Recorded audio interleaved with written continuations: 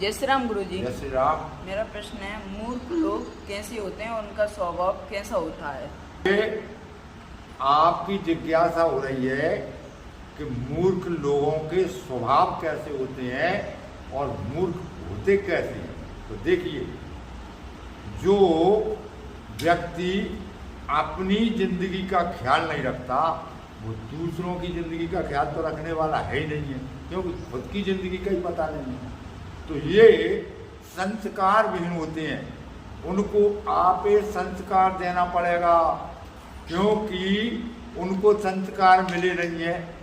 और जो अपने स्वार्थ को अच्छा समझते हैं, अपने स्वार्थ के लिए जी रहा है, खुद के भोजन करने के लिए जी रहा है और दुनिया के लिए नहीं जी रहा है, तो मूर्ख जो होते हैं खुद के भोजन करने के लिए जीते हैं। और बुद्धिमान भी होते हैं जो दुनिया को भोजन कराने के लिए जीते हैं, उनका नाम है बुद्धिमान। वो परमार्थ है, जो दूसरों की भलाई करके जो सुख उत्पन्न होता है वो सुख वैकुंठ में भी नहीं है। देवता लोग किसी से मदद नहीं मांगते हैं और मृत्यु लोक के जो व्यक्ति हैं वो दूसरे की मदद के भर जी रहे हैं। तो दूसरे की मदद करने में जो आनंद आता है वो देवलोक स्वर्गलोक में नहीं है। इसीलिए देवता यहाँ शरीर धारण करके मदद करने के लिए आते हैं। परमार्थ एक ऐसी चीज है जो दूसरों का हित करता है, उसका हित अपने आप हो जाता है। तो देखिए, जिन्होंने ना तो कभी गीता पढ़ी, ना रामायण पढ़ी, ना सुनी, ना संस्कार मिले, वे तो अपने पेट भरने को ही अच्छा समझते हैं।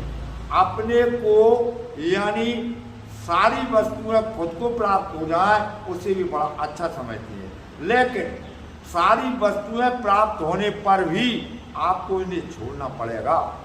तो जो छोड़ के बाद में इसका जो परिणाम मिलेगा उसका आपको बिल्कुल पता नहीं है। तो जो गीता शास्त्र रामायण भागवत और साधु संग जिसने किया है, जो नहीं साधु संग अनुरागे परमारथ पथ विमुख भागे। तो जिन्होंने साधुओं का संग नहीं किया, संतों के साथ नहीं बैठे, संतवाणी नहीं सुनी, भागवत कथा रामायण नहीं सुनी और कलयुग की जो कथाएं हैं, जो कलयुग के रिश्ते हैं, जो कलयुग के रिश्तों को काल्पनिक जो रिश्ते हैं उनमें रमे हुए हैं, उनकी बड़ी दुर्गति होती है। उन्हें दुर्गति का कोई पता ही नहीं है, उन्हें कोई संस्कार नहीं है, जो धर्म से विहीन है, जो धर्म को जानते नहीं है।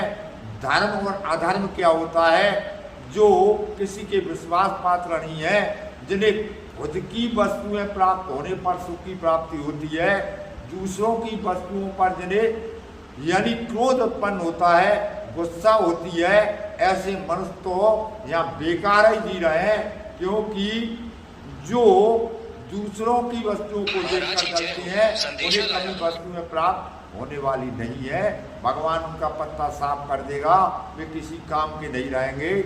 जिनके हृदय में कपट है, छल है, बुराई है, तो ये उनको ही जला देंगी। चिंता खुद को जलाती है, क्रोध खुद को जलाता है।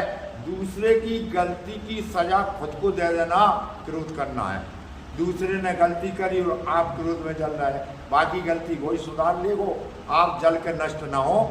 इसलिए धर्मशास्त्र पढ़ना, धार्मिक कार्यों में रुचि लेना, संस्कार बनना ही श्रेष्ठ है। तो मैंने मूर्खों के स्वभाव बताए, जो दूसरों की बड़ाई देखकर जल जाते हैं, दूसरों की उन्नति देखकर जलते हैं, वे जल जल कर ही खत्म हो जाते हैं और अंत में दुर्गति भी होती है। देखिए, भगवान ने आपको दिमाग, बल, बुद्धि, विद्या सब कुछ दिया है, आप उसका उपयोग करिए, मेहनत करिए, परिश्रम करिए, इसके बाद ही फल की प्राप्ति होगी। प्रश्न करने के लिए आपको बहुत बहुत धन्यवाद।